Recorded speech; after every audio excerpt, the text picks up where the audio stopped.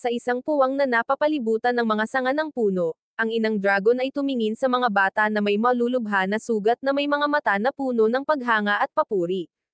Kaagad pagkatapos, nag-transform siya sa anyo ng tao. Nilapitan ang lalaki na nawalan ng braso, at malumanay na tinawag ang kanyang pangalang Ash. Maingat na binuhat ng inang dragon si Ash at binigyan siya ng mahiwagang kapangyarihan na parang basbas. Isang makinang naliwanag ang bumungad sa kanilang paligid habang unti-unting nag-regenerate ang braso ni Ash. Hindi lamang ito na ibalik, ngunit isang espesyal na emblem din ang nagpakita sa kanyang kamay. Nagbago ang eksena, sa ilalim ng pulang buwan, dinala si Ash sa isang silid, maingat na nakabenda ang kanyang braso. Sa isang masilaw na estado, narinig niya ang boses ng isang kakaibang babae sa tabi ng kama, sinusubukang paginhawahin siya. Habang si Ash ay nalilito pa rin at hindi sigurado sa mga nangyayari, biglang pamatong sa kanya ang babae. Pagkatapos ay marahan niyang kinas ang katawan nito at ipinaliwanag na isa itong ritual dahil isa siyang ipinanganak na ipagkatiwala sa kanya. Pagkatapos ng mahiwagang deklarasyon na iyon, biglang nagising si Ash, hawak-hawak ang kanyang bagong regenerate na braso sa pagkataranta at pagkalito sa panaginip na naranasan lang niya. Sa isang partikular na akademya, ang mga naglalakihang dragon ay pumailan lang sa kalangitan sa itaas, habang ang mga mag-aaral sa ibaba ay nagagalak na makapag-aral ng magkasama. Sa pangunahing bulwagan, nagtipon-tipon ang mga mag-aaral sa harap ng bulletin board, nasa sabik sa darating na Aries Dragon Writing Festival. Pagpasok ni Ash sa paaralan, lahat ng mata ay napalingon sa kanya, sinabayan pa ng mga bulungan at tsismis. Kahit na sinubukan niyang baliwalain ito, ang lalong malupit na pananalita ay nagpagalit kay Ash. Nang akmang gag-antay siya, dumating si Raymond para pigilan siya, kasunod si Max. Nang marinig si Ash na ipahayag ang kanyang pagkadismaya tungkol sa pagiging mababa ang tingin kasama ng kanyang kasama, si Max ay nag-isip ng malalim at seryosong nagpaalala sa kanya ng isang bagay. Para maibsan ang tensyon, mabilis na iniba ni Raymond ang paksa para pag-usapan ang tungkol sa mga magagandang babae na sasali sa klase, naiwan si Ash na walang magawa at si Max ay napabuntong hininga sa sobrang inis. Ang unang klase ay nagsimula sa isang panayam sa Sikkoku Emblem, ang simbolo ng bond sa pagitan ng isang master at ng kanilang dragon. Nang banggitin ng guro na pinapayagan lamang ng mga dragon ang kanilang napiling master na sumakay sa kanila, lumingon ang buong klase upang kotsain si Ash. Nagpatuloy ang guro sa pagpapaliwanag tungkol sa dalawang bansang Chevron, ang lupain ng mga dragon, at Zep Heroes, ang lupain ng makinarya at mahika, habang pinapaalalahanan ang lahat na ang karangalan ay mahalaga para sa mga estudyante ng Unsleeven Drag Owner Academy. Pagkatapos ng klase, lumapit si Raymond kay Ash para makipag-usap. Sa pagkakataong iyon, si Sylvia ay sumulpat na mahigpit na pinapagalitan ng isang grupo ng mga estudyante na nakaharang sa pintuan, na ikinainis nila. Nang makilala siya, tinanong ni Ash si Raymond para kumpirmahin. Malumanay na sumagot si Raymond at ipinaliwanag na si Sylvia ay ang ika-4 na anak ng Night Empire, sikat sa kanyang kahusayan sa akademya, ngunit iniiwasan dahil sa kanyang maharlikang kilos. Paglabas nila ng classroom at pagbaba sa hall, tinanong ni Raymond kung sasali si Ash sa Aries Festival. Agad namang tumanggi si Ash, sinabing wala siyang dragon. Si Raymond, persigido pa rin, sinubukang makita ang seko ni Ash at hinawakan ang kaliwang kamay. Mabilis itong binawi ni Ash at hindi malinaw na tugon. Sa sandaling iyon, pumasok ang Student Council President na si Rebecca, dahilan upang ang buong estudyante ay sumugod sa kanya sa pananabik. Napatingin si Raymond kay Rebecca nang may paghanga, pinagpapantasyahan niyang hawakan siya. Napangiti si Rebecca sa direksyon nila, dahilan para maniwala si Raymond na narinig niya ang lahat. Sinamantala ni Ash ang pagkakataong iyon para makawala at makaiwas sa gulo. Pagkatapos ng pahinga, nagsimula ang pagsasanay ng dragon riding sa bakuran ng paaralan. Dahil wala siyang dragon, kinailangan ni Ash na humiram kay Raymond. Bago magsimula, nagbigay ang guro ng mga detalyadong tagubilin sa signal. Agad na sinakyan ng mga estudyante ang kanilang mga dragon at nagsimula na ang training session.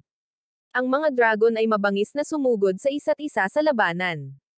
Si Sylvia na kumokontrol sa Lancelot Dragon ay naglunsad ng walang humpay na pag-atake. Walang magawa ang guro habang si Raymond na nakatayo sa labas ay patuloy na nagkomento ng may kasiglahan. Habang sinasakyan ni Ash ang Bridget Dragon sa sparring match, dahil sa matinding pagtutok nito ay napalundag siya ng sobrang lakas kay Bridget, nabangga ang Lancelot ni Sylvia, dahilan para matigil ang laban. Mabilis na sumugod ang guro para pag-alitan si Ash. Nang hihingi na sana ng tawad si Ash kay Sylvia ay sinampal niya ito. Nang may pagkamayabang, sinisi ni Sylvia ang lahat kay Ash, na nag-udyok kay Raymond na pumasok at magpaliwanag. Gayunpaman, malamig na sinabi ni Sylvia na sawi na ang dragon ni Ash, na nagpapagalit sa kanya hanggang sa puntong gusto siyang hampasin. Mabilis siyang pinigilan ni Raymond at tumanggi si Ash na umatras at hiniling na bawiin ni Sylvia ang kanyang sinabi. Hinamon ni Sylvia si Ash na kung matatalo siya nito sa Aries Festival, hihingi siya ng tawad. At doon opisyal na itinatag ang tunggalian ng dalawa. Pagsapit ng gabi, muling natagpuan ni Ash ang kanyang sarili na walang magawa kay Nathalia. Halatang naiirita siya, ngunit wala siyang magawa habang patuloy itong tinutokso at sinisiyasat ang kanyang mga kahinaan sa huling gabing ito. Nang madaanan ng sinag ng araw ang bintana, inaantok pa rin si Ash na tinatawag ang pangalan ni Nathalia nang gisingin siya ni Raymond na may kagyat na katok. Sa Aries Festival, nagbigay si Rebecca ng pambungad na talumpati, na inihayag na ang mananalo ay itatala ang kanilang mga resulta sa mga talaan ng paaralan at magkakaroon ng pagkakataong makipag-date sa kanya. Pagkatapos ay nagpahayag si Sylvia ng isang maikli ngunit determinadong talumpati, diretso kay Ash, na nagpahayag na ibibigay niya ang lahat, kahit na hindi ito isang opisyal na kompetisyon. Nang marinig iyon, nagtsismisan ang mga estudyante, kinaladkad pa ang iba sa usapan, kaya hindi komportable si Ash. Kaagad pagkatapos, nagsimula ang karera. Ang mga dragon ay tumakbo sa iba't ibang mga hadlang mula sa mga lansangan ng lungsod hanggang sa kalangitan. Pagpasok nila sa isang lagusan, nakita ni Ash ang tatlong estudyante na nakaharang sa dinadaanan ni Sylvia. Gayunpaman, wala siyang ipinakitang reaksyon. Dahil hindi makatingin ng tama, pumagitan si Ash. Nagkabanggaan ang tatlo at bumagsak, na lumikha ng pagkakataon para kay Sylvia na manguna sa unahan. Pero hindi pa rin siya nag-abalang magpasalamat kay Ash. Sa pagdaig sa bawat balakid, kapwa na natiling determinado sina Ash at Sylvia na manalo. Sa pag-abot sa isang clearing sa kagubatan, huminto si Ash upang magpahinga at hinikayat si Bridget. Alam na ang kahihinatnan ng tunggalian ay napagpasyahan na dahil sa pagkakaiba sa kanilang mga species. Hindi naman masama ang loob ni Ash, bagkos ay masayahin. Biglang umalangaw ang kakaibang tunog mula sa kailaliman ng kagubatan. Iniwan ni Ash si Bridget Dragon at tumakbo papasok. Natuklasan niya ang isang sinaunang guho. At habang papalapit siya, may umalangaw na boses. Isa itong barkong pandigma mula sa imperyo ng Zapero. May nagpakita na lalaki, armado, kaya nag-iingat si Ash. Ang lalaki, si Milgaos, ay tumawa ng may katuwaan, at tinanong ang edad ni Ash. Nang marinig na siya ay 16, nagpakita si Milgaos ng ilang sorpresa. Agad na naghinala si Ash at nagtanong kung paano niya nalaman ang tungkol sa kanyang si Coco. Malabong sumagot si Milgaos na ito ay dahil siya ay isinumpa. Sa sandaling iyon, biglang nagpakita ang isang babae na nagngangalang Aya at inatake si Ash para protektahan si Milgaos. Agad namang tumakas si Ash, ngunit hinabol. Habang sila ay nagpapalitan ng mga salita, sinabi sa kanya ni Aya na ang pakikipagkita sa kanila ay ang kanyang malas. Gayunpaman, nang ibagsak niya ito, hindi niya napigilan ang sarili na humampas. Sinamantala ni Ash ang pagkakataong sipain siya. Akmang sesalakay na muli si Aya, isang batong pader ang hindi inaasahang gumuho. Hinayla siya ni Ash pabalik, isinakripisyo ang sarili sa proseso, at nahulog sa bangin. Natigilan si Aya at dumating si Milgaos at sinabihan siyang umalis. Samantala, habang si Ash ay tila nasa bingit ng kasawian, ang si Coco sa kanyang kamay ay nagsimulang lumiwanag. Naramdaman din ni Milgaos at Nathalia sa ibang lugar ang pagdagsa ng kapangyarihan. Sa kanyang mga araw, nakita ni Ash ang isang malaking bilog na bagay na lumulutang sa kanyang harapan. Nang hawakan niya ito, nabasag ito, na tumambad sa isang maliit na babae. Hawak siya sa kanyang mga braso, nagtataka si Ash kung bakit siya ay isang tao at hindi isang dragon. Nagpakita ang imahe ni Nathalia kasama ng mga misteryosong salita. Si Ash ay kalahating kumbinsido, kalahating nagdududa, iniisip kung ang babae ay maaaring kanyang familiar. Habang nakatitig si Ash kay Ika, Bigla siyang nagising na parang mula sa isang mahabang pagtulog, napagtanto ang kanyang awkward na sitwasyon at walang pag-aalinlangan na sinuntok si Ash, pinalipad siya ng diretso sa isang lawa. Mga kamay sa balakang, pinagalitan ni Ika si Ash habang walang suot. Nahihiyang tumalikod si Ash at sinubukang kumpirmahin kung totoo ngang familiar niya ito. Sa sandaling nakumpirma, si Ash ay tuwang-tuwang muling nagpakilala, ngunit natigilan ng igiit niya na siya ang master, hindi siya, na iniwan siyang tulala. Ang kwento ay lumipat sa isang pagpapakilala ng Zephyrus Empire sa Hilaga at Chevron sa Timog, kasama ang Dragon Rearing Land ng Lurmont at ang Ansleven Academy, kung saan ang mga may kontrata sa mga dragon ay sinanay, kasama si Ash. Kinagabihan, palihim na iniuwi ni Ash si Ika sa kanyang dorm. Pinuna niya ang kanyang silid bilang marumi at casual na umakyat sa kama upang matulog. Habang mahimbing na natutulog si Ash ay bigla siyang hinapit ni Ika na parang nag-sleepwalkang. Gayunpaman, ang kanyang mga kagat ay nagpaunawa sa kanya kung hindi man. Hinayaan siya ni Ash hanggang sa purihin niya ang amoy nito at lalo pang kumagat, dahilan para hindi niya ito matiis. Kinaumagahan, nang mahinahong binuksan ni Ash ang pinto, nandoon sina Rebecca at Max. Kalmadong ipinaliwanag ni Rebecca na nandoon lang sila para tingnan ang kanyang familiar. Sa sandaling iyon, nagising si Ika at nabitawan ang kumot, na nagudyok kay Max na hawakan si Ash sa kwelyo sa galit pagkatapos makita ang hindi maliwanag na mga bakas.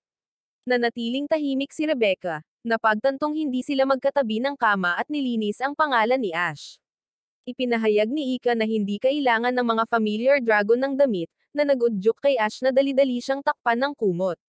Inabot ni Rebecca ang mga damit kay Ika at lumipat sa pangunahing issue.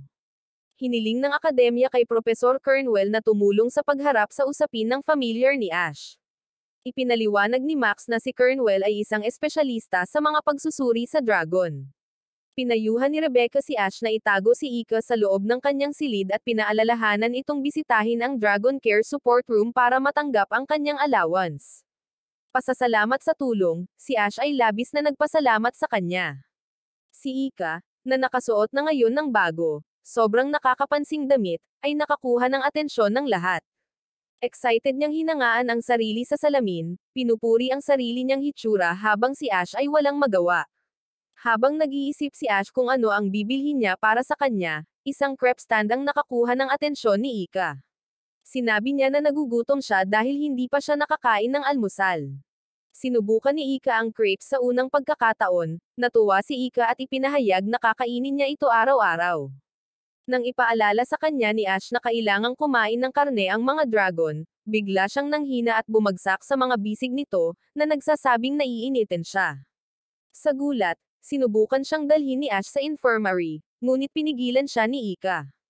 Sa ilalim ng mga tingin ng mga nanunood, ang kapaligiran sa pagitan ng dalawa ay naging hindi kapani-paniwalang meslan.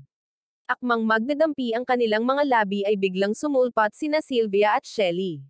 Sumuway si Sylvia sa kanila, at nang si Ash, naguguluhang magpaliwanag, biglang bumahing si Ika, dahilan para aksidenteng masulyapan ni Ash ang isang bagay na hindi niya dapat makita na nasa ilalim ng palda ni Sylvia, na nagresulta sa isang suntok.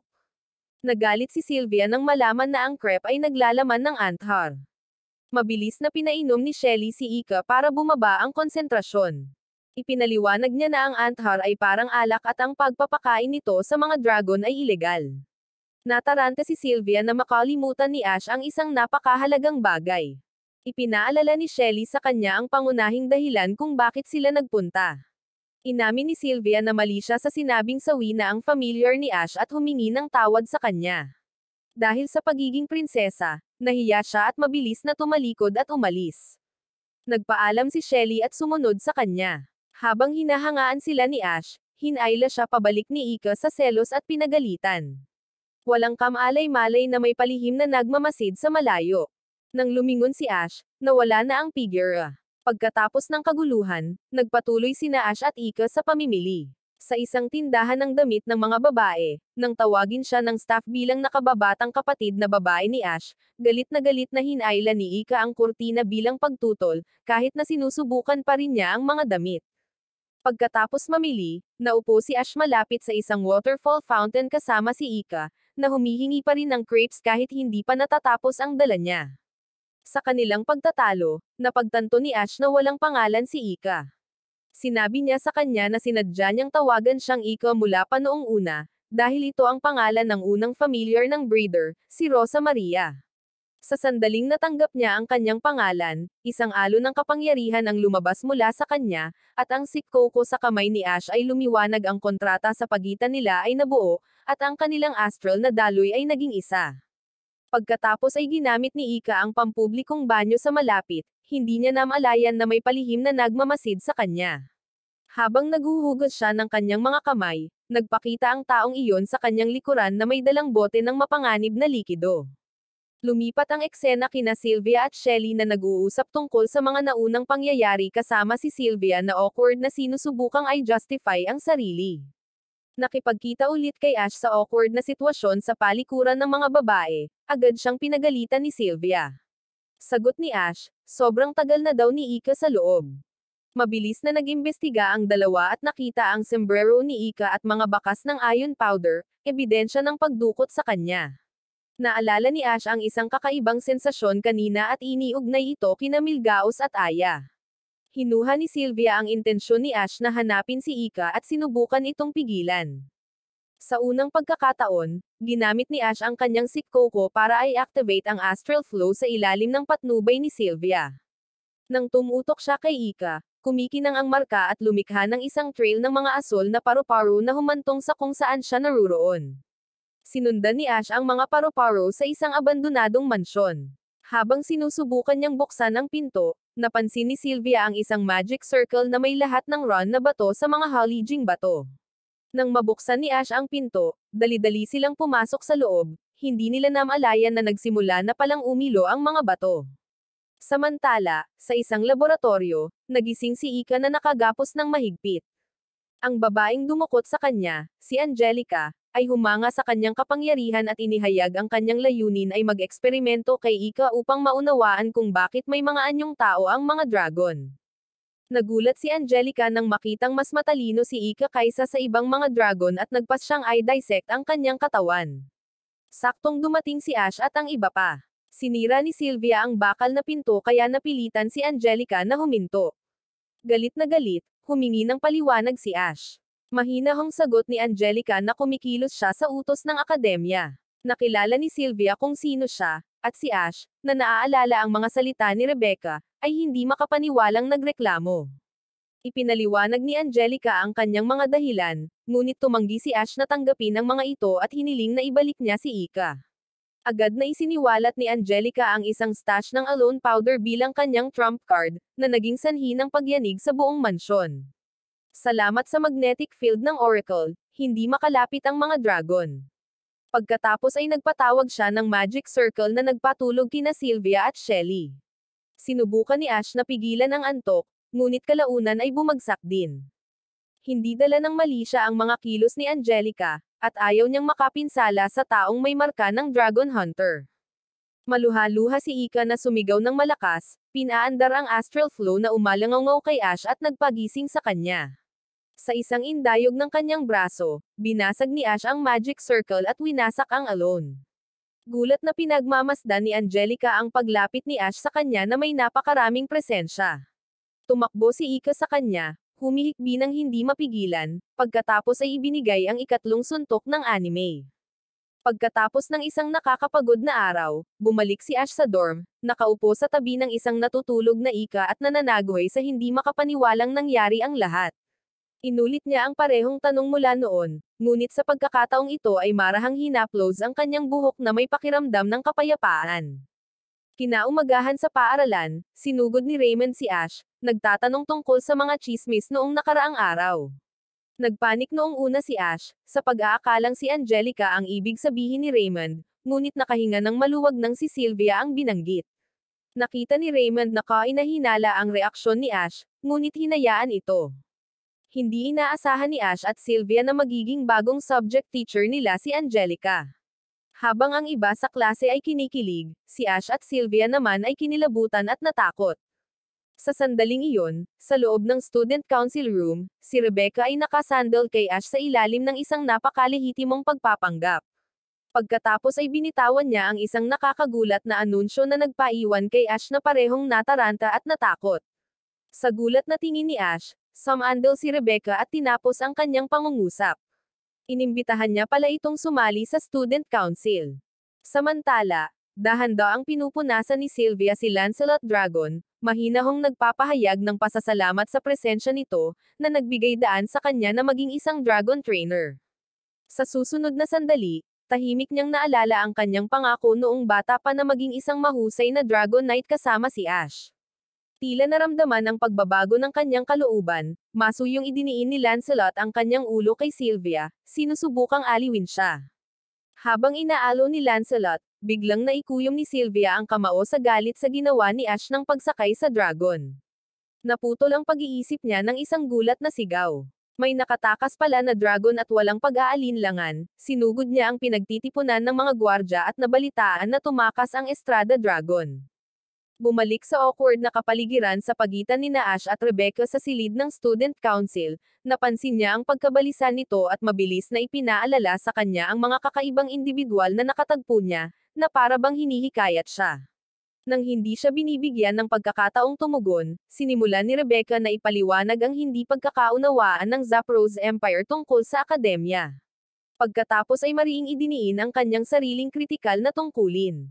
Bumalik sa seryosong tono, formal na ipinaabot ni Rebecca ang imbitasyon kay Ash sa kabila ng pagkalito pa rin niya. Biglang tumunog ang isang level 2 emergency alarm, na naglagay sa kanilang dalawa sa mataas na alerto. Nagmadali silang pumunta sa bintana upang tasahin ang sitwasyon sa ibaba.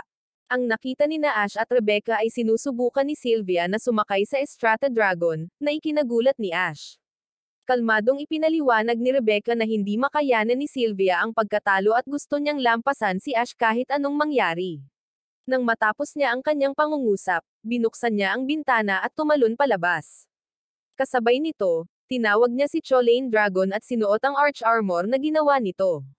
Samantala, sa parke, masayang kumakain ng pancake si Ika. At sa parehong oras, inaalala pa rin ni Ash ang heartbreak ni Sylvia matapos matagumpay na mapasuko ni Rebecca si Estrata. Nang makitang lumalayo si Ash, nagdilim ang ekspresyon ni Ika.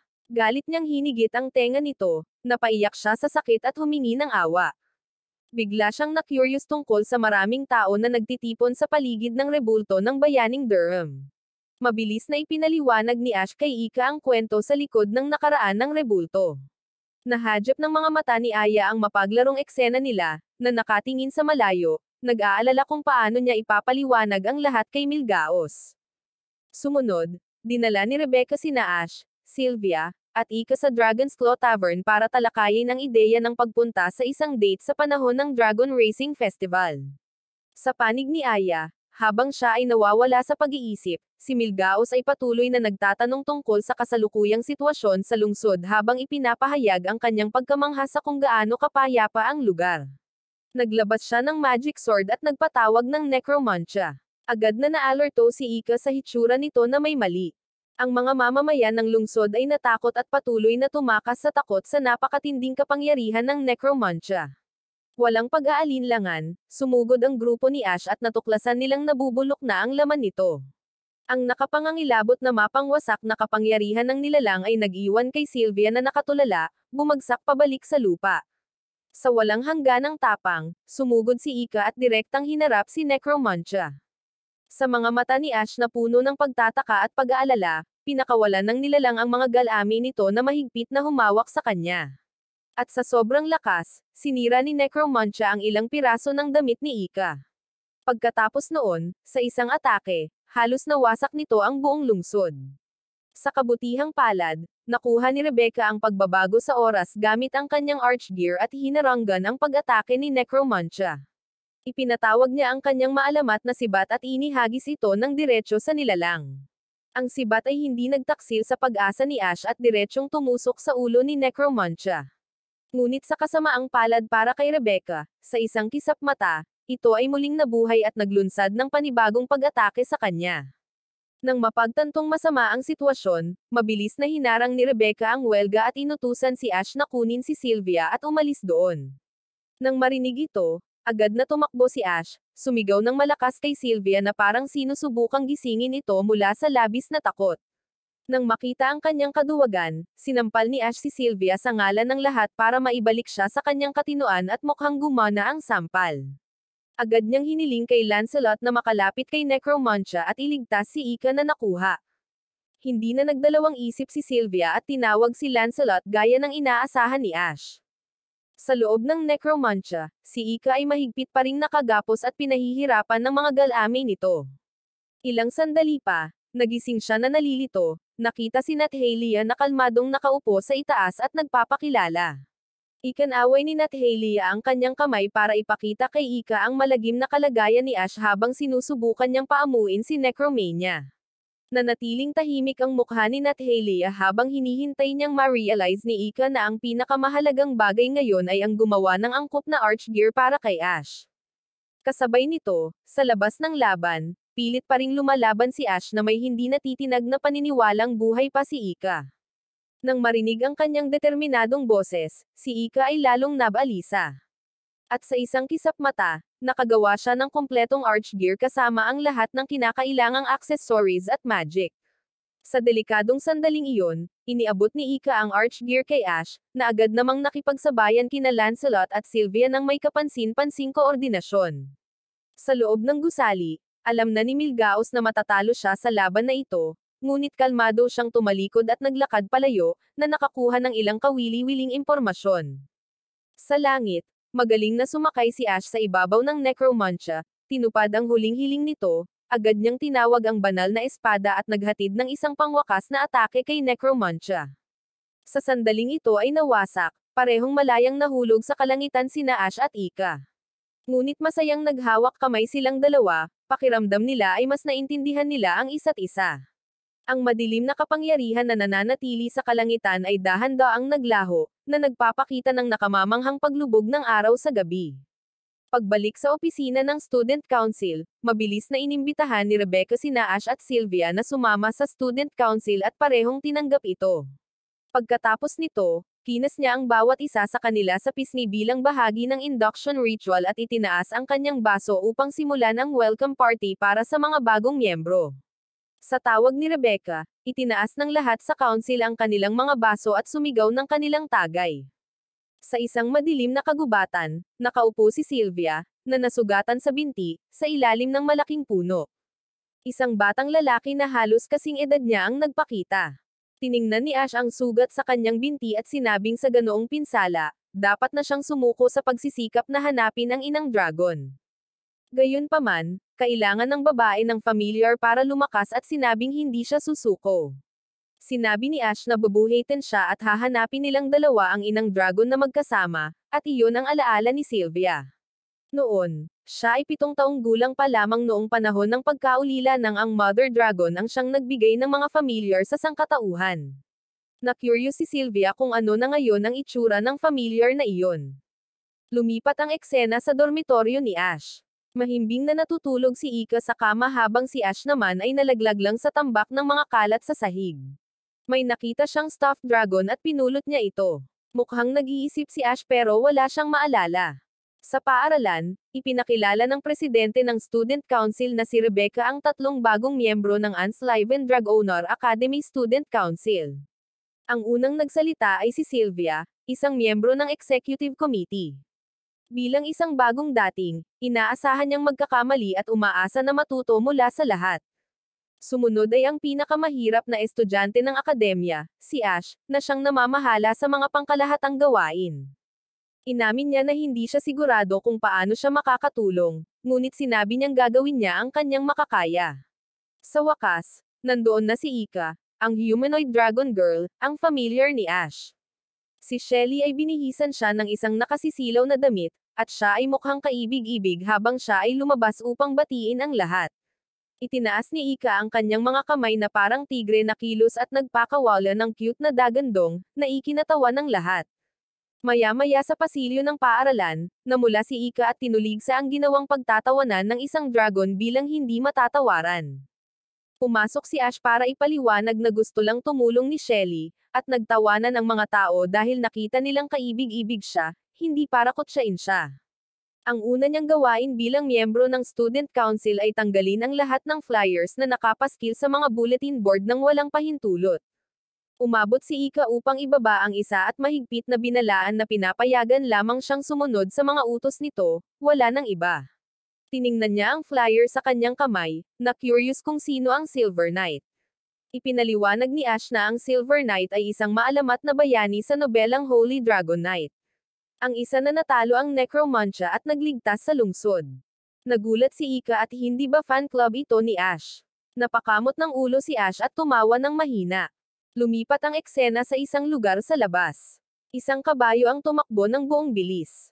Sa itaas, isang airship na hugis dragon ang nagpaputok ng nakakasawi na mga bala ng canyon, na umaatake sa mga tumatakas na bandido sa ibaba. Ang isa sa mga bandido ay nakakita ng isang figure ng tao sa di kalayuan at mabilis na binalaan ang kanyang mga kasama na ito ay ang Iron Blood Valkyrie. Siya ay may mahabang blonde na buhok at malamig na asul na mga mata at agad siyang umabant. Nang makita ito, inutusan ng bandido ang kanyang mga tauhan na atakihin siya. Gayunpaman, sa bilis ng kidlat na footwork, ang Iron Blood Valkyrie ay nakaiwas sa lahat ng madali. Hawak ang isang napakalaking espada sa kamay, ipinahayag niyang aalisin niya ang mga bandidong vermin na nagdudulot ng kaguluhan sa bansa. Ilang paghampas lang ng kanyang espada at natapos na niya ang misyon. Pagbalik sa paaralan sa silid-aralan, dumating si Raymond upang tapikin ang ulo ni Ika at pinuri ang ganda niya sa damit. Sa pagbanggit nito, nagalit si Ika at sinuntok ng malakas si Raymond sa mukha. Pagkatapos, pumasok si Jessie at nagpakilala bilang presidente ng fan club ng Silver Knight kasama si Leonette sa tabi niya bilang vice president. Paliwanag ni Jessie, dahil hindi pa nila nakikilala ang Silver Knight, pumunta sila para mang-alap ng karagdagang impormasyon tungkol sa kanilang idolo. Tinanong niya kung sino man sa klase na ito ang nakakita sa bayani na tumalo sa Necromancia. Tumayo si Sylvia at sinabihan silang umalis dahil magsisimula na ang klase bilang isang miyembro ng Executive Committee ng Student Council. Humalaklak si Jessie, binabaliwala ang autoridad ni Sylvia at sa pag-aakalang hindi niya naiintindihan ang kanyang dakilang ambisyon.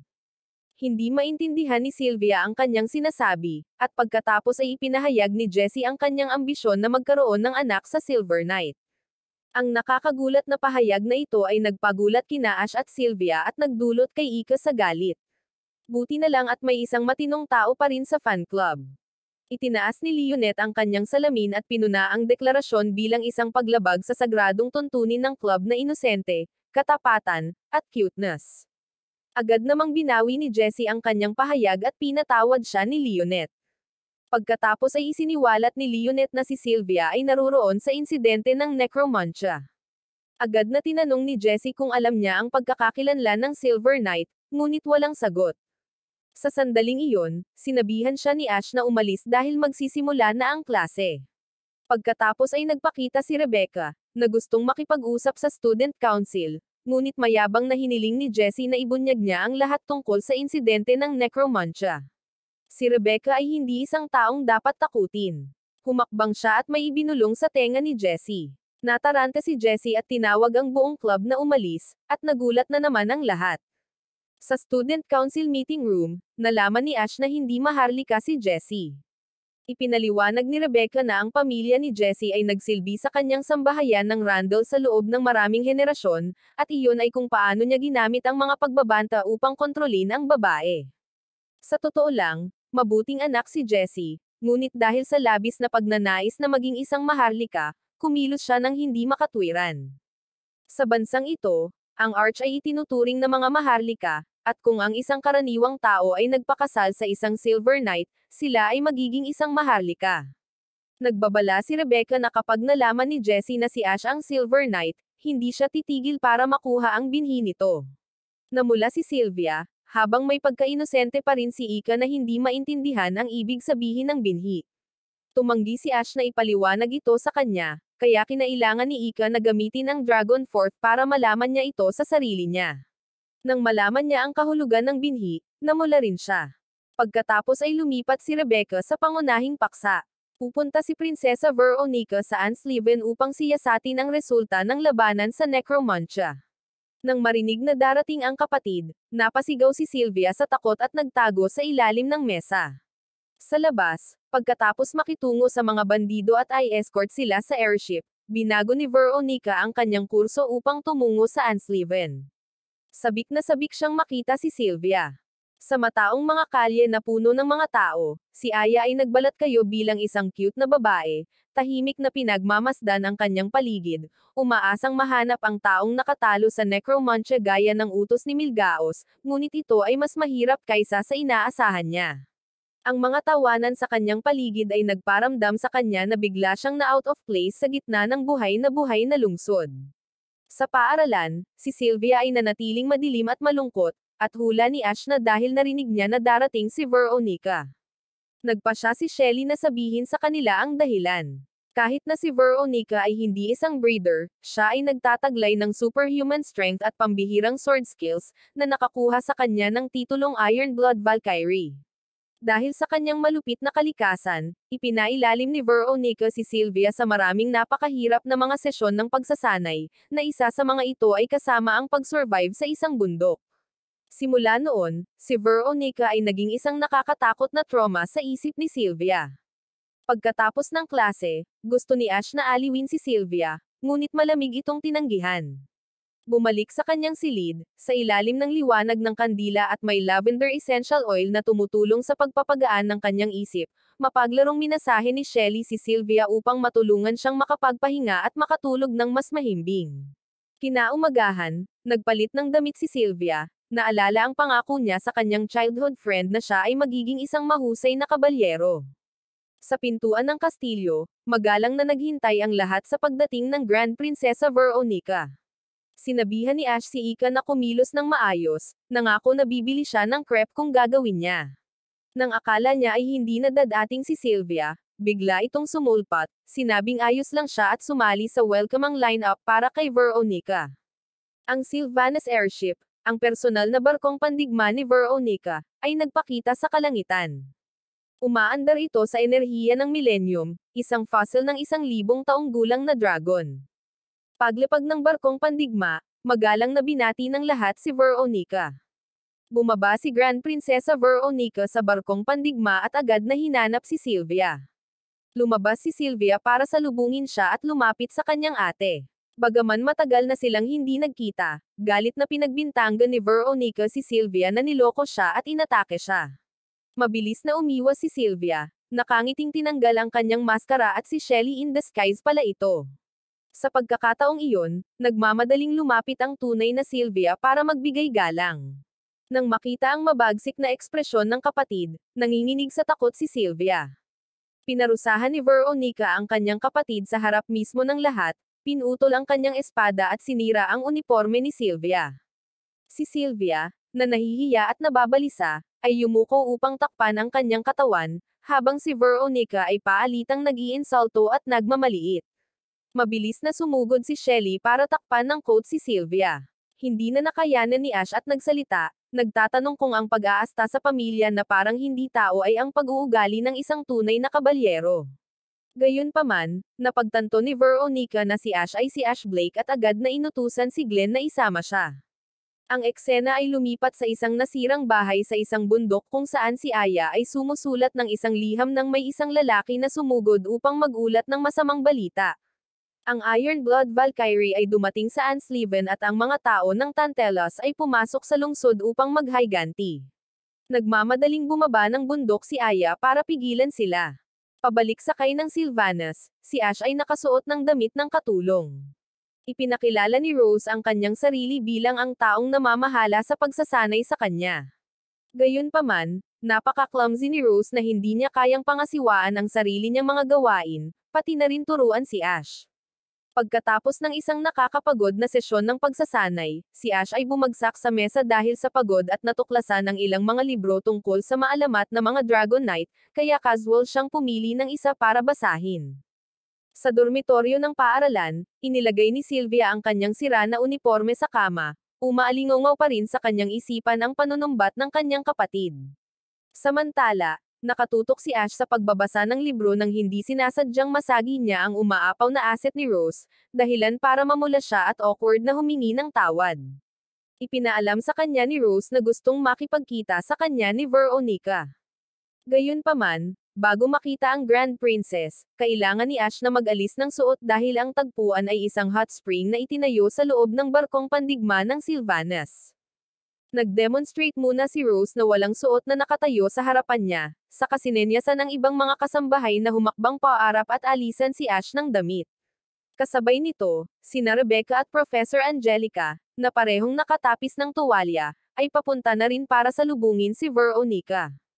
Hindi nakayanan ni Ash ang mga kasambahay, at ang kanyang huling piraso ng damit ay natapon. Sa napakalaking paliguan, nagtanong si Veronica tungkol sa insidente ng necromancia. Iniisip ni Rebecca na maaaring ito ay orkestra ng imperyo. Ipinaliwanag ni Profesor Angelica na ito ay isang halimaw na nilikha sa pamamagitan ng pagsasanib ng mahika at alchemy. Naniniwala si Veronica na ito ay isang pagsasabuatan ng Zaperos, kahit na walang matibay na patunay. Sa sandaling ito, nagtataka si Ash kung bakit kailangan niyang naroon, ngunit walang paliwanag si Veronica. Si Ika ay lumubog sa paligid, nakakain ulit ng anthar, na nag-e-enjoy sa paliguan. Nakaramdam ng pagkadismaya si Veronica na ang hindi kapani-paniwalang duo na ito ang tumalo sa necromancia. Saktong pumasok si Sylvia, nagulat nang makita si Ash at ang Student Council President na si Rebecca, habang masayang binati ni Rose ang kanyang nakababatang kapatid na si Shelley. Sabay-sabay na inasikaso ng magkapatid ang lasing na si Ika. Inihayag ni Veronica na napagdesisyonan niyang ayusin ang engagement ni Sylvia. Dahil si Julius ay pinaslang dahil sa pagpaslang ng dragon pagkatapos magmana ng trono, ang maharlikang pamilya ay kasalukuyang walang kahalili at si Veronica mismo ay nakatuon lamang sa mga gawaing militar. Kaya, nagpasya siyang ipakasal si Sylvia kay Glenn, isa sa kanyang mga kabalyero. Gayunpaman, ang pangarap ni Sylvia ay maging isang archdragon kasama si Lancelot. Itinuring ni Veronica na walang katuturan ang pangarap na iyon, lalo na sa liwanag ng kaganapang necromancia. Hindi na nakapagpigil si Ash at ipinagtanggol si Sylvia, sinabing kung wala ang Lancelot nito, hindi niya matatalo si necromancia. Hindi niya maintindihan kung bakit hinuhusgahan ni Veronica ang lakas ni Sylvia nang hindi man lang ito nakikita. Nakangiting sinabi ni Veronica na may kompetisyon bukas at umaasa siyang mapapatunayan ni Sylvia kung ano ang halaga ng kanyang pangarap. Kinaumagahan, sa malawak na arena, nakahanda ang malalaking dragon para sa paligsahan. Mula sa observation deck, gustong bumaba ni Ika at sumali ngunit hindi niya magawa. Sinisi niya ang sarili dahil ipinanganak siya sa ganoong anyo. Inalo siya ni Veronica, sinabing isang araw ay matutuklasan niya ang dahilan. Pababa sa arena, humihip ang sipol bilang hudyat ng pagsisimula ng laban. Isang bola ang inihagis sa hangin at sinalo ni Sylvia na nakasakay kay Lancelot ang bola at sinira ang kalabang depensa. Ngunit nang malapit na siyang makapuntos, isang higanteng pulang dragon ang nagnakaw ng bola at ang kalabang koponan ang unang nakapuntos.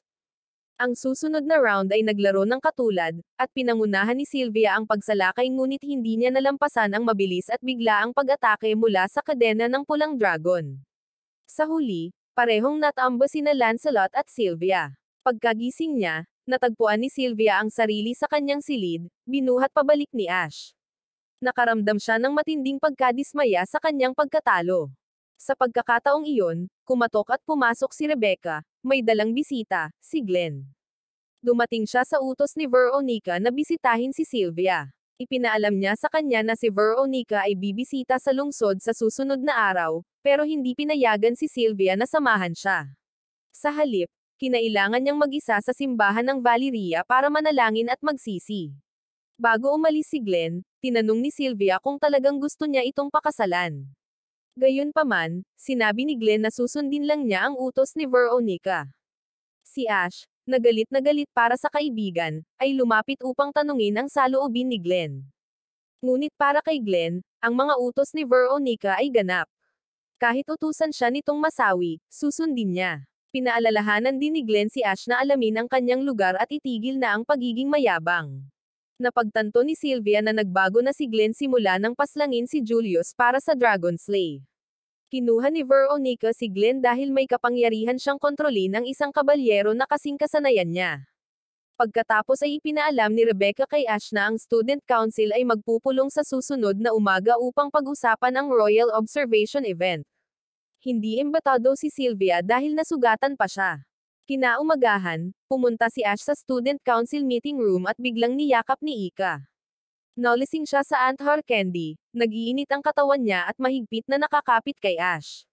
Mabilis niya itong itinulak palayo, ngunit inosenteng itinaas nito ang kanyang palda ng mataas, na nagpapakita ng damit na panloob na malinaw na hindi angkop para sa isang bata. Maya-maya, natagpuan ni Ash ang Anthor candy sa bibig ni Ika. Ngunit imbes na iluwa ay itinulak niya ito sa bibig ni Ash ng isang mahinahong halik, saka nakatulog ng mahimbing. Ang nagbigay ng candy kay Ika ay si Rebecca. Tatlo lang ang tao sa kwarto, Ash, Max, at Rebecca.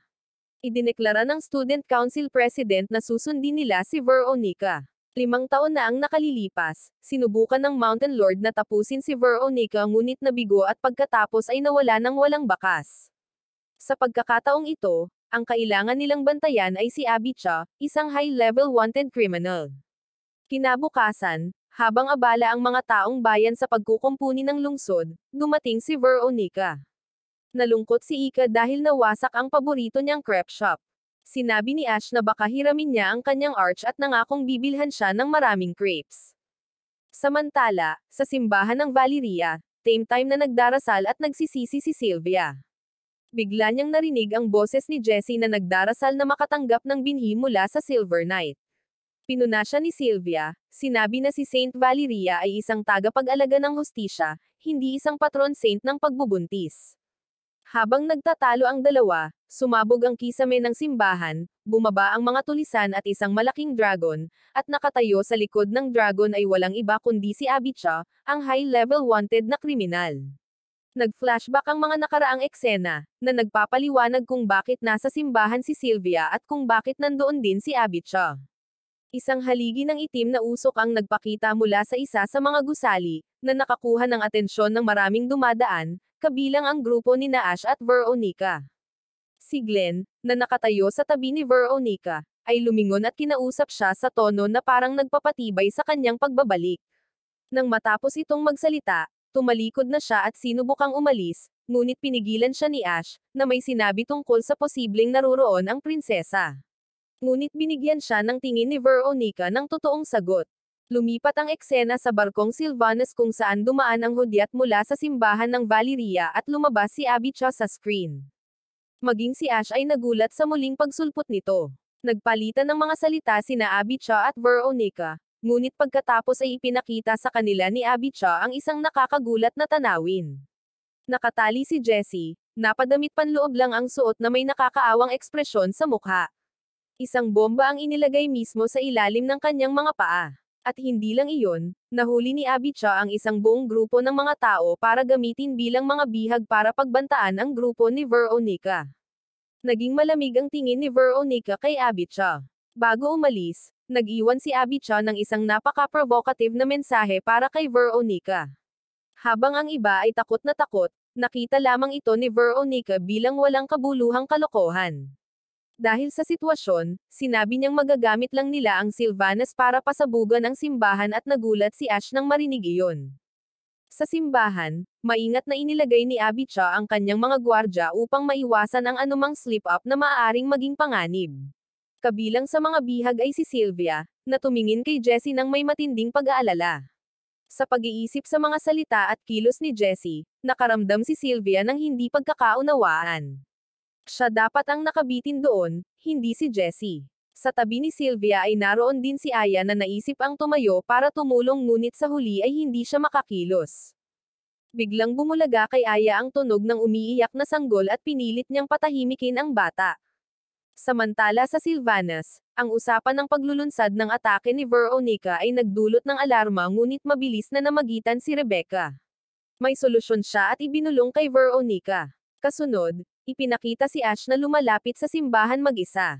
Ang mga salita ni Rebecca ay umalangaw na ito ay bahagi ng kanilang plano upang iligtas ang mga bihag. Si Ash ay magsisilbing isang distraction upang bumili ng oras para sa paglusot. Bago umalis, hiniling pa niya kay Ika na gawan siya ng isang set ng arch. Pagbabalik sa kasalukuyan, hiniling ni Ash na pumasok sa simbahan para sa negosasyon at pinamunuan siya ng mga sundalo ni Abicha sa loob. Dinala siya sa harap ni Abicha, Ngunit sa halip na marinig ang negosasyon, nagbitaw siya ng mga salita na lalong nagpasindak sa mga bihag. Ang talagang ikinagulat ni Ash ay ang pagnanais ni Abby na makitang nagdurusa si Veronica sa paghihiwalay sa kanyang mga mahal sa buhay. Sa sandaling ito, sinusubukan ni Ika ang kanyang makakaya na gumawa ng isang arch suit para kay Ash. Habang nasa likod niya, sumulpot si Nat Halia na walang pakialam sa mukha at tinukso siya. Gayunpaman, tila napakahirap na lumikha ng isang arch suit na may kakayahang sugpuin ang isang pampasabog. Habang si Ash ay nakikipag-usap kay Abby, ang pag-iyak ng sanggol sa mga bisig ni Aya ay nakakuha ng atensyon ni Abby, at hiniling niya kay Aya na maghanda ng pagkain para sa kanyang dragon. Humakbang si Ash para pigilan siya, ngunit pinigilan siya ng mga sundalo sa likod.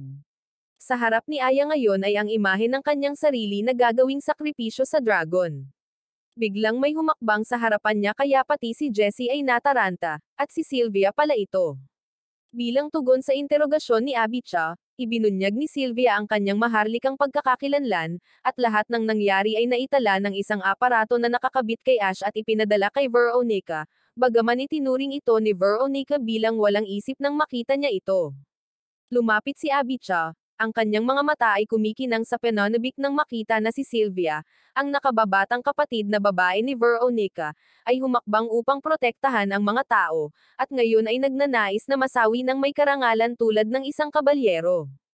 Nang makita ang pasya ni Sylvia, binigyan siya ni Abby ng malinis na hampas hindi para tapusin siya, ngunit upang gutiyin ang bawat piraso ng damit sa kanyang katawan, hindi man lang iniligtas ang kanyang damit na panloob.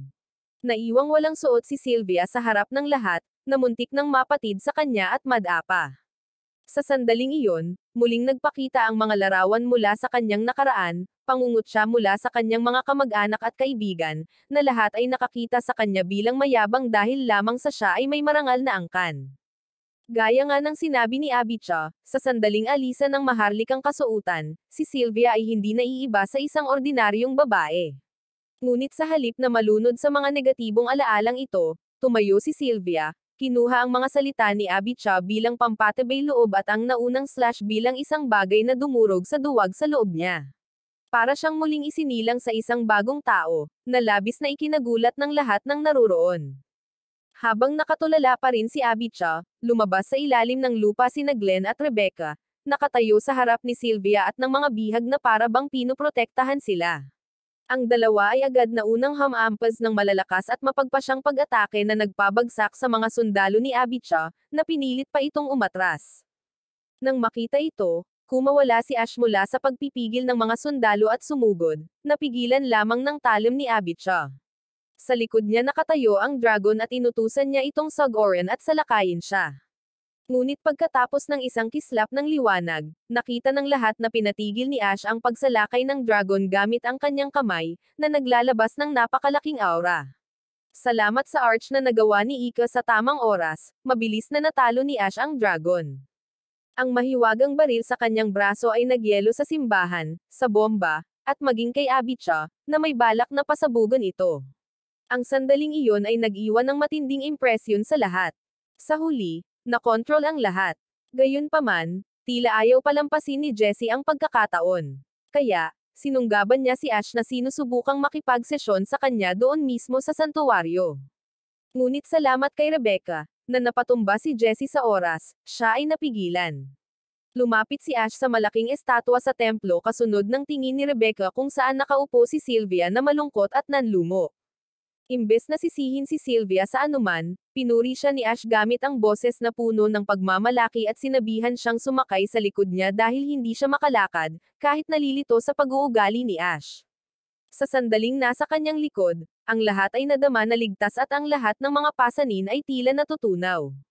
Nang gabing iyon sa mansyon, habang natutulog si Ash, nagising siya sa ingay at boses ni Jessie. Nagbuno ang dalawa sa bagay na ikinagalit ni Ika kaya pinalayas niya ng mabilis si Jessie, at hindi rin nakalabas si Ash nang hindi nasasaktan.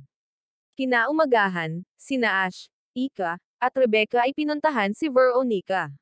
Nang makita si Abby doon, nalaman nilang sila ni Veronica ang nagtanghal ng buong dula para lang matulungan si Sylvia na lumakas. Gayunpaman, sa dulang iyon, totoo ang paghahanap ni Abby sa kanyang kapatid na matagal nang nawawala. Sa huli, ang lahat ay nalutas at ang mga bagay ay nagsimulang umunlad. Nagpakita ang figure ni Ika na mabilis na tumatakbo sa madilim na gabi. Nagpatuloy siya sa pagtakbo at lalong lumakas ang kanyang hinga, at saka siya nahulog. Nagpakita ang mga galami na hindi alam ang pinanggalingan at mahigpit na nakapulupot kay Ika, at nakatitig sa kanya ang nakakatakot na mga mata na parang pinagmamasdan ang bawat kilos niya. Sa huli, siya ay walang awang nabigla. Panaginip lang pala iyon, at nagising si Ika sa gulat mula rito. Malinaw na umalangaw ang mabibigat niyang paghinga sa tahimik na silid, at saka, napagtanto niyang may kung ano sa kanyang paanan. Kaagad, pumasok siya sa banyo, pagkatapos ay bumalik sa kanyang kama at nakatayong nagyelo doon. Tila ang ingay ang gumising kay Ash, na umupo at nagtanong kay Ika, sa pag-aakalang ito ay isang kristal ng dugo na pinalabas ng isang dragon na katulad niya. Kaya, gusto niyang pumunta at tingnan ito. Ngunit tila napahiya si Ika sa isang bagay at mariing tumanggi na makalapit si Ash. Dahil sa kanyang pagpupursige, sa huli ay hinayaan niya itong makita ito. Tila, napagtanto ni Ash na nabasa ni Ika ang kama at walang ingat na tinutokso tungkol dito. Nang ibabaw sa kanya ang hiya, na naging kasing pula ng kamatis ang kanyang mukha. Dahil sa komentong iyon, hindi na nagdalawang isip si Ika na bigyan ng tama si Ash. Sa ibang lugar sa isang restaurant, ang babaeng may-ari ay mukhang labis na nainis dahil ang kanyang mga tauhan ay huminto upang magpakasal, na naging dahilan upang siya ay mawalan ng 3 mahuhusay na empleyado. Matapos mag-usap saglit, napagtanto niyang nag-apply si Aya para magtrabaho doon. Sa halip na hayaan siyang magluto sa kusina, inatasan ng may-ari si Aya na magtrabaho sa harapan ng restaurant. Pabalik kay Ash, nag-uusap sila ni Raymond papunta sa paaran. Pinag-usapan nila ang pagsali sa training camp ng magkasama. Lumipat ang eksena sa auditorium kung saan nakatayo ang isang propesor sa podium na nagbibigay ng talumpati at binabasa ang mga pangalan ng mga lalahok sa training camp. Ang pangalang Luca ay nagdulot ng kaguluhan sa buong auditorium na sinabayan ng mga bulungan sa paligid. Ayon kay Raymond, 3 buwan nang hindi nagpakita si Luca sa klase. Siya rin ang kalihim ng student council, si Luca Sarinan. Nang tila tapos na ang lahat, biglang binanggit ng propesor ang isang espesyal na imbitasyon. At ang gumawa ng imbitasyon na iyon ay walang iba kundi si Rebecca. Walang pag-aalinlangan, buong kumpiyansa niyang idineklara na ang iniimbitahan ay si Ash. Nagpadala ito ng shockwave sa auditorium, at maging si Ash mismo ay nagulat din. Sa isang partikular na silid, nagkaroon ng kaunting pag-uusap sina Ash at Rebecca dahil napatunayan na ang kanyang mga kakayahan, ang pagkatalo sa mga mapanganib na kalaban at pagkakaroon ng familiar tulad ni Ika ay malaking pakinabang. Ang buong pag-uusap nila ay palihim na pinakikinggan ni na Jessie at Sylvia. Ngunit dahil may apurahang balita si Max, pumasok siya at inilantad ang 2 babae para makinig. May sunog na pala sa isang lugar kaya agad silang sumugod sa kwartong pinag-uusapan. Doon ay natagpuan nila ang isang kabaong na may payapang nakahiga sa loob. Sa pag-aakalang nasawi na ang babae sa kabaong, napalundag si Jessie sa pag-aalala. Pero biglang napaupo ang dalaga na parang walang nangyari. Ang usok pala ay mula sa insenso at humingi ng paumanhin ang dalaga sa lahat sa hindi pagkakaunawaan. Matapos ang sunod-sunod na tanong, napag-alaman na ang babae ay si Luca Sarinan, ang binanggit ng propesor kanina sa auditorium, na kinumpirma ni Rebecca. Higit pa rito, ipinakilala ni Rebecca ang higit patungkol sa lahi ng Elven ni Luca at ang kanilang mga pambihirang kakayahan sa paggawa ng potion. Ang babae rin ang nakabasag ng record ni Rebecca at naging pinakabatang dragon tamer kailanman. Gayunpaman, isang problema ang nagpakita. Si Luca ay hindi nakasakay sa kanyang dragon na Goani sa nakalipas na 3 buwan. Inihayag din na kung ang astral flow sa pagitan ni Luca at Goani ay hindi gumana, ang buhay ng dragon ay nasa panganib. Sa ibang lugar, natapos na ni Ika ang paglalaban ng kanyang kumot, ngunit habang nakakaramdam ng kasiyahan, naalala niya ang nakakatakot na imahe sa panaginip kagabi at napunit ang kumot. Sa lugar ni Ash, tila pinag-iisipan niya ang sinabi ni Rebecca kanina tungkol kina Luca at Goani. Si Aya naman, kahit naliligo siya ay nasa isip pa rin niya si Ash, dahilan para madulas at mahulog siya ng mahulog ang sabon sa sahig ng banyo. Medyo natuwa si Aya nang makitang maganda ang sarili sa kanyang bagong uniforme sa trabaho. Bumalik kay Ash, may bitbit siyang bag na naglalaman din ng pagkain na iniuwi niya para kay Ika. Sa sandaling tinawag niya ang kanyang pangalan, bigla siyang sumugod at niyakap siya ng mahigpit. Habang pinapanood si Ika na kumakain, laking gulat niya nang makitang humihikbi at tumutulo ang luha nito. Nag-usap silang dalawa at nabalisa si Ika sa isang panaginip. Ang nakakakilabot na bagay ay nagmumulto sa kanya, na nagparamdam sa kanya ng higit na pagkasuklam kaysa dati. Pagsapit ng gabi, tahimik ang kwarto ni na Ash at Ika. Tapos biglang umalangaw ang boses ni Ash. Napahiga na pala ito sa tabi ni Ika, na ikinagulat niya. Akala niya ay ginawa ito ni Ash para makatulog siya ng mapayapa. Ngunit sa totoo lang ay para pigilan siyang mabasa muli ang kama. Nang lumabas ang mga katagang ito sa bibig ni Ash, nagalit si Ika at sinipa siya ng napakalakas kaya nauntog siya sa pader, sa kapayapang nakatulog. Sa klase, nakatulog si Ika habang nagle-lecture ang professor at na-misunderstood ito ni Raymond para sa ibang bagay. Biglang tumingin sa labas ng bintana, nagpakita ang figure ni Luca. Ngayon, sa wakas ay bumalik siya sa paaralan. Lumapit si Luca kay Gaani, at bagamat pinaghihiwalay ng pader, ramdam pa rin ang ugnayan nila. Ngunit ang pag-alala sa sandaling nahulog siya mula sa likod ng dragon, at ang dagandong na pinakawalan nito ay napuno ng takot si Luca, at siya ay tumakbo palayo. Nakita ito ni Ash at pinuntahan si Rebecca, humihingi ng tulong. Dahil naranasan niya ang isang bagay na katulad ng kasalukuyang sitwasyon ni Luca, naintindihan ito ni Ash at gusto siyang tulungan. Sinabi sa kanya ni Rebecca na mayroong isang paraan, ngunit ang antas ng panganib ay napakataas. Kailangan ni Ash na sumakay sa Gaani tulad ng ginawa niya noon sa Necromania upang maramdaman ang emosyon nito. Pumunta si Ash kasama sina Ika at Sylvia sa kwarto ni Luca para mag-usap. Pero bago magsalita, nabihag na si Luca sa cute na sungay ni Ika at tumalon sa kanya, niyakap, kinagat-kagat, at dinilaan, hindi pinansin ang mga pagtutol ni Ika. Sa kalaunan, nakapagsalita si Ash, hiniling kay Luca na pumunta sa kwadre ng dragon ni Gaani, kung saan naghihintay si Rebecca sa kanya. Pagkatapos noon, matapang na nagpalit ng damit si Luca sa harap mismo ni Ash at ng iba pa. Nais ni Rebecca na lapitan muli ni Luca si Gaani, ngunit dahil sa kanyang takot sa huling pagkakataon, sinubukan niyang tumakas ngunit pinigilan siya ni Rebecca. Sa huli, tumanggap ng pahintulot si Ash at lumapit kay Gaani, suot ang arch armor na gawa ni Ika. Ang gusto niya ay maintindihan kung bakit ayaw ni Gaani na sakyan siya ni Luca. Ngunit habang papalapit siya ay nangingibabaw sa kanya ang dagandong at galit ni Gaani. Ang isang solong pag-swipe ng buntot ay nawasak ang dragon stable. Sa sandaling iyon, tila lumipad na si Gaani. Ngunit salamat sa babala ni Rebecca, napagtanto ni Ash na nasa itaas niya ito, naghahanda sa paghampas gamit ang nakakatakot na kapangyarihan ng isang dragon. Sumalakay si Gaani, sinira ang defensive armor ni Ash. Nagsimulang lumabo ang kanyang paningin sa gitna ng pag-aalala ng lahat. Nang gabing iyon, malungkot na humingi ng paumanhin si Ash dahil hindi niya nagawang tulungan sina Luca at Gaani. Naisip ni Rebecca na ang paparating na sesyon ng pagsasanay ay isang magandang pagkakataon upang matuklasan ang katotohanan.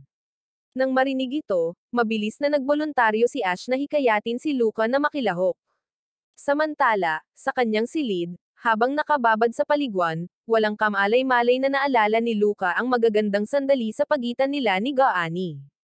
Noong siya ay maliit pa na dragon na gumagawa ng kanyang mga unang hakbang, masayang nasalo ni Luca ang kanyang cute na baby dragon. Biglang nagmula sa labas ng pinto ang boses ni Ash na nakatingin sa kanya. Maya-maya pa ay niyaya ni Luca sina Ash at Ika sa kanyang silid at nagsilbi sa kanila ng tsaa. Humingi ng paumanhin si Ash dahil hindi niya maintindihan ang emosyon ni Gaani.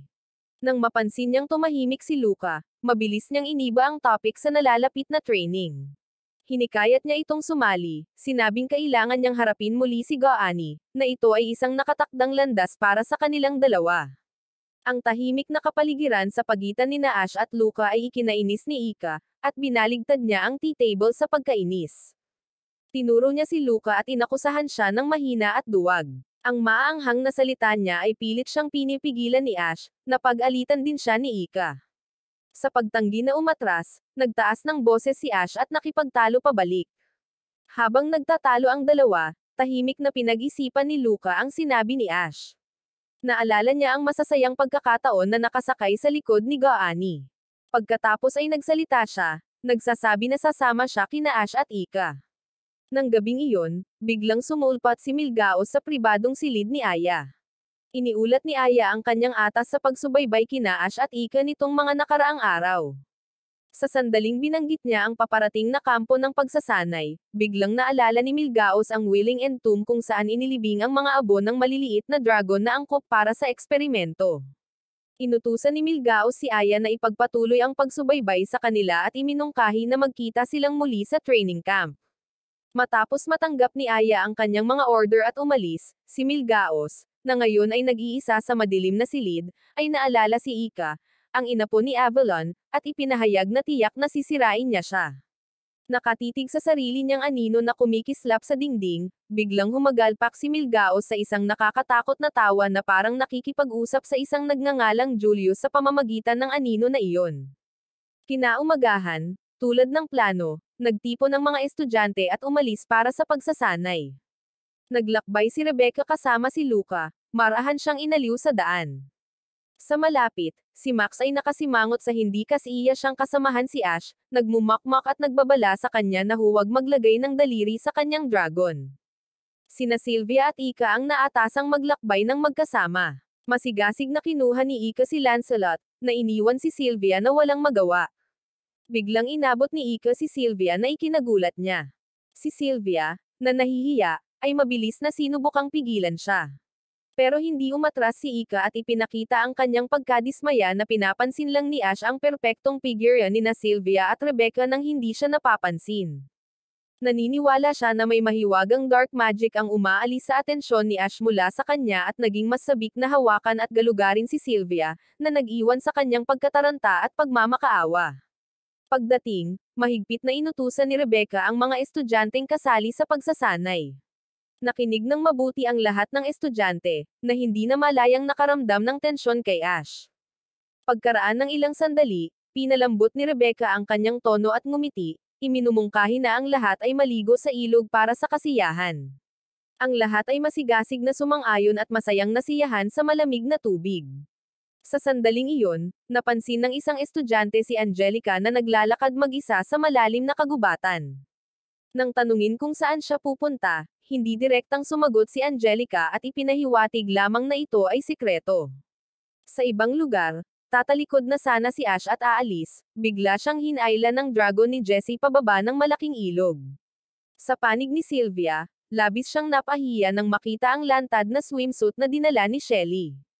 Gustong magprotesta ni Sylvia, ngunit mabilis na nadaig ni Shelley at pinilit siyang magbago.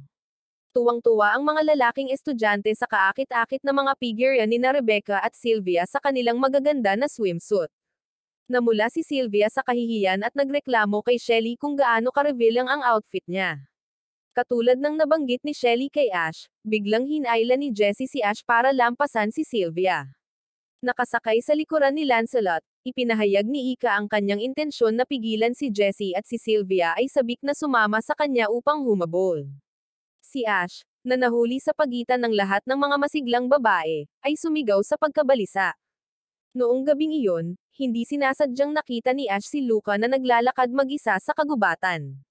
Dahil nakaramdam siya ng pag-aalala, mabilis siyang sumunod sa kanya. Sumunod din sa dalawa si Aya na kanina papalihim na nagmamasid kay Ash.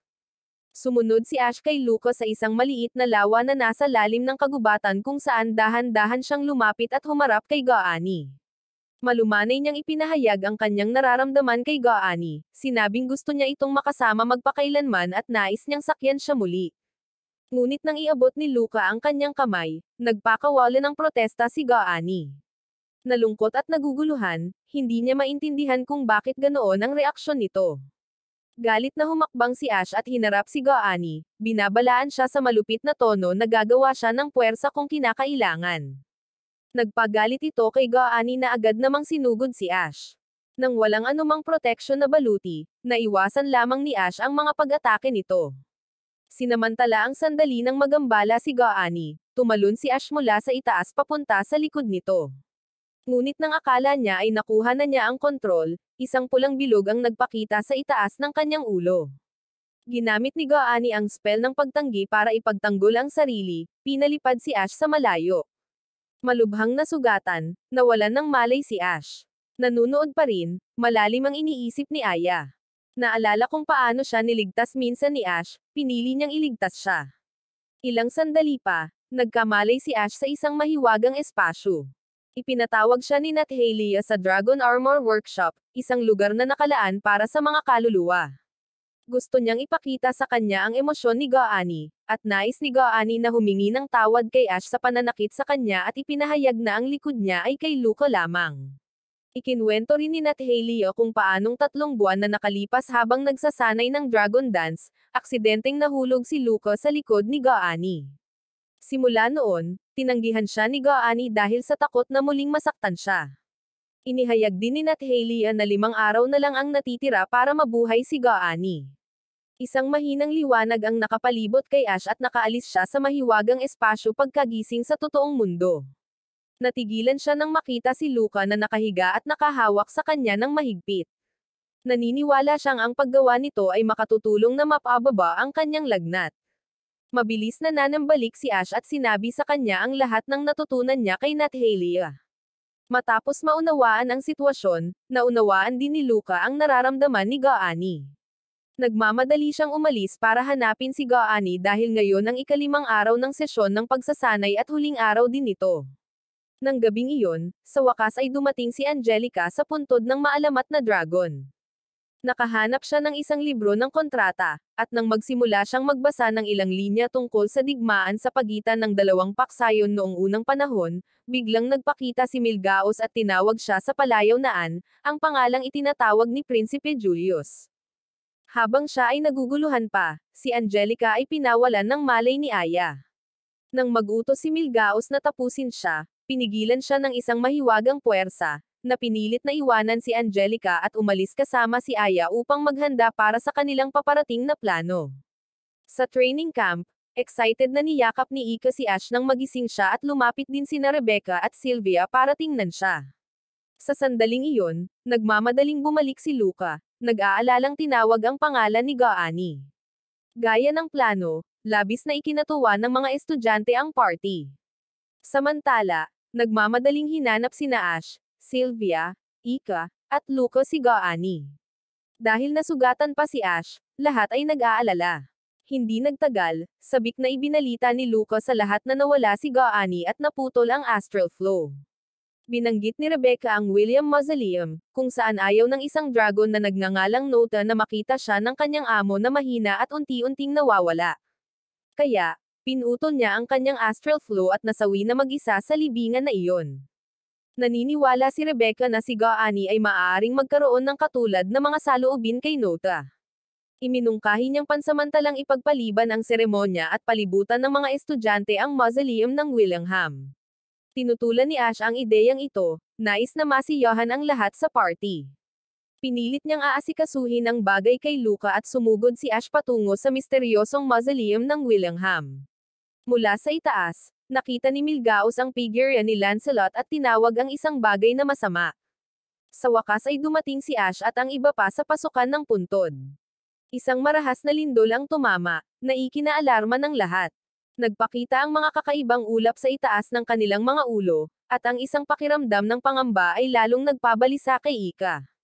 Biglang bumukas ang tarangkahan ng libingan, at ang malupit na pulang mata ay nakatitig sa kanila. Sa party, napansin din ng mga estudyante ang kakaibang eksena sa di kalayuan. Nahuli si Sylvia ng maruruming galami na gumagapang sa buong katawan. Salamat kay Lancelot, nakatakas si Sylvia. Nagulat silang lahat habang papalapit sa training camp ang mga mabangis na dragon. Sa pagtitiwala sa kakayahan ni Rebecca, ang iba ay nagpatuloy sa planong pagpasok sa libingan. Namumuhay ayon sa kanilang mga pinagkakatiwalaan, pinangunahan ni Rebecca ang mga estudyante, na handang labanan ang mga masasamang dragon na papalapit, isang matinding labanan ang naghihintay sa kanilang lahat. Sa panig ni Ash, lahat ay mabilis na pumasok sa puntod. Hiniling ni Ash kay Ika na ilabas ang armor para makalaban siya sa tabi nila. Tumanggi si Ika, nag-aalala na baka lalo siyang masugatan ng mabigat na baluti. Ngunit dahil sa paghimok ni Ash, pumayag siyang pumasok sa forge at gawan siya ng mas magaan na baluti.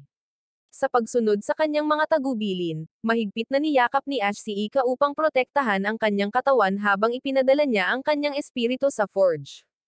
Ilang sandali pa, tuluyan na silang nakapasok sa libingan.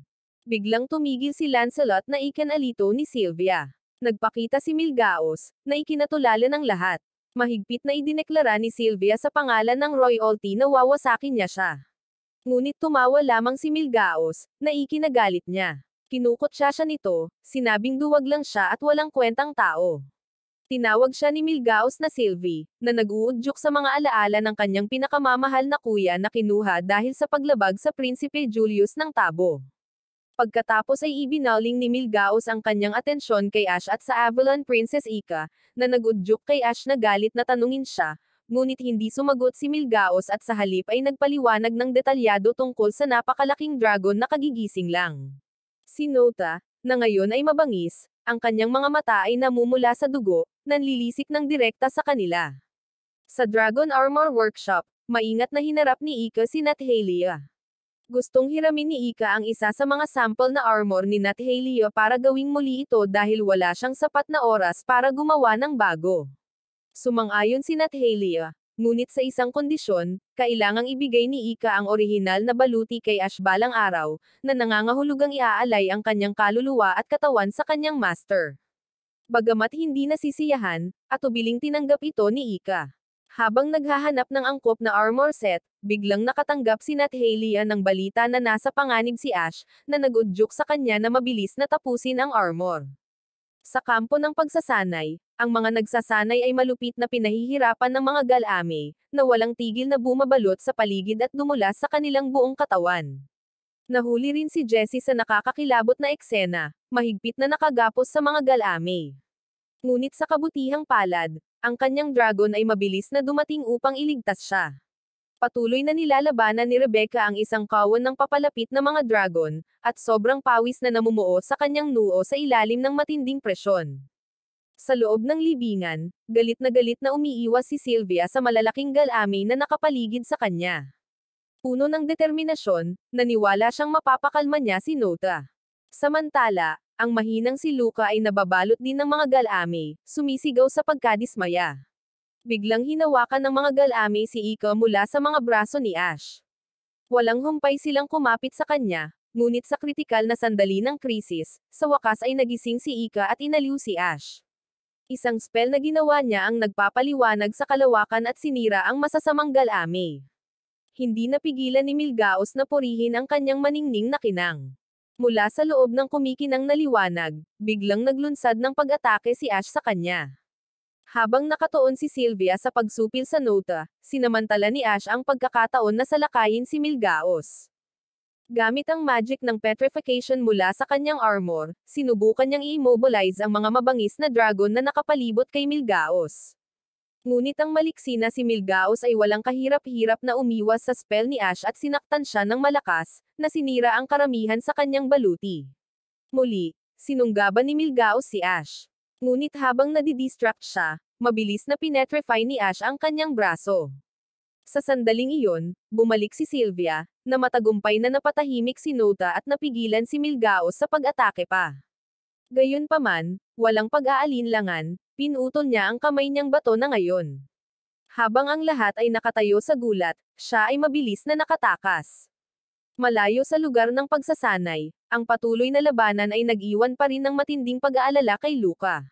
Matapos ang kamakailang laban, naubos na ni Lancelot ang lahat ng kanyang lakas at hindi na nakapagpatuloy.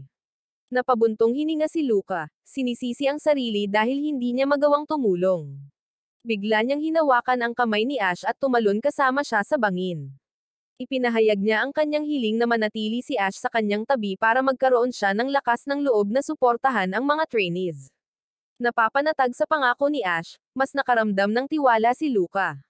Nagsimula siyang tumawag kay Gaani, hinihimok ito sa pamamagitan ng kanyang astral flow na bumalik at makipaglaban kasama niya.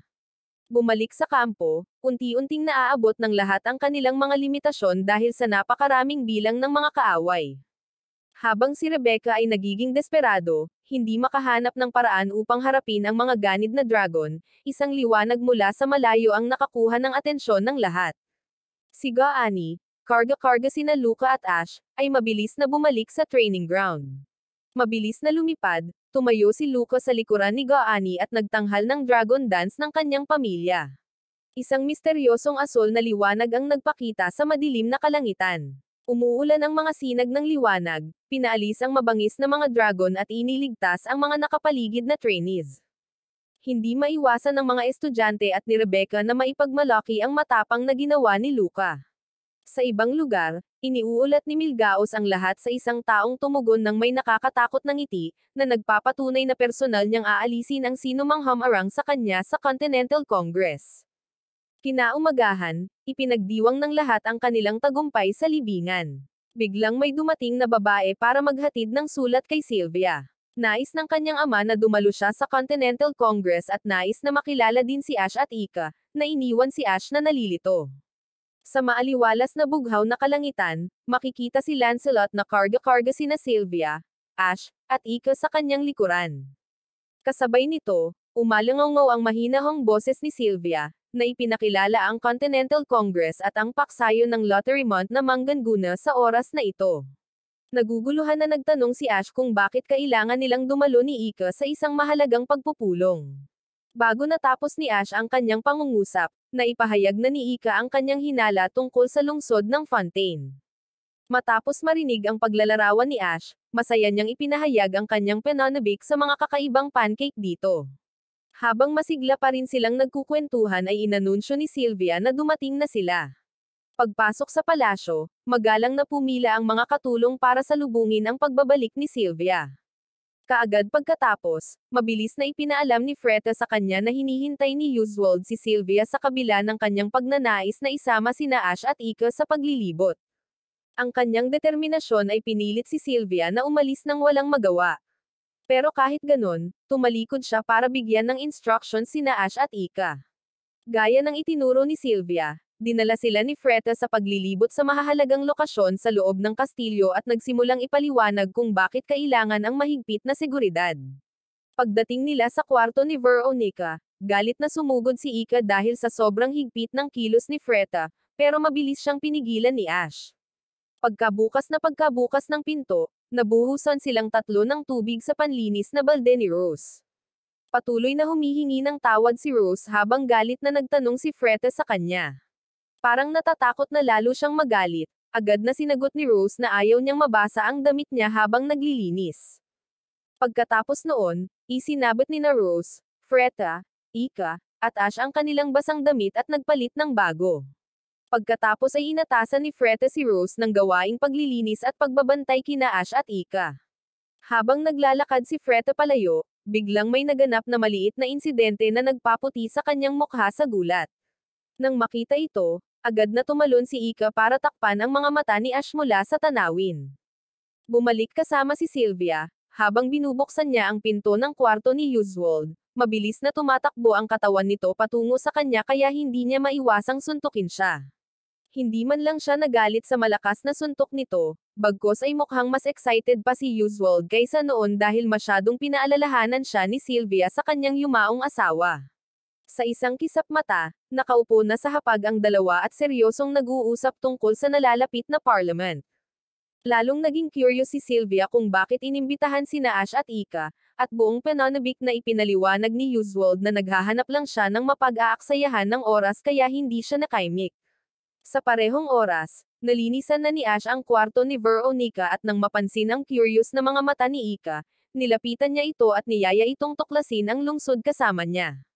Sa sandaling iyon, naging mas seryoso ang mga ekspresyon ni na Sylvia at Oswald kaysa dati nang banggitin nila ang kanilang nakatatandang kapatid, na ipinatapon. Paglabas niya ng silid, tahimik na pinuna ni Sylvia ang kakilakilabot na kasinungalingan ni Oswald sa kanyang puso. Pagsapit ng gabi, lumiwanag ang lungsod at ang nakakasilaw na mga ilaw ay nagpasigla kay Ika na tumakbo sa kung saan-saan. Paulit-ulit siyang nagtatanong tungkol sa lahat, at dinala siya ni na Ash at Rose para kumain at magsaya. Ang kanilang masasayang sandali ay pinagmamasdan ni Aya, na lihim na sumusunod sa kanila sa buong oras. Maya-maya ay humingi ng tawad si Ash kay Rose na pagod at nakahiga sa isang bench. Bago pa sila maging masyadong formal, malakas na tinawag ni Ika si Ash, hinihingi itong bilhan siya ng pancake.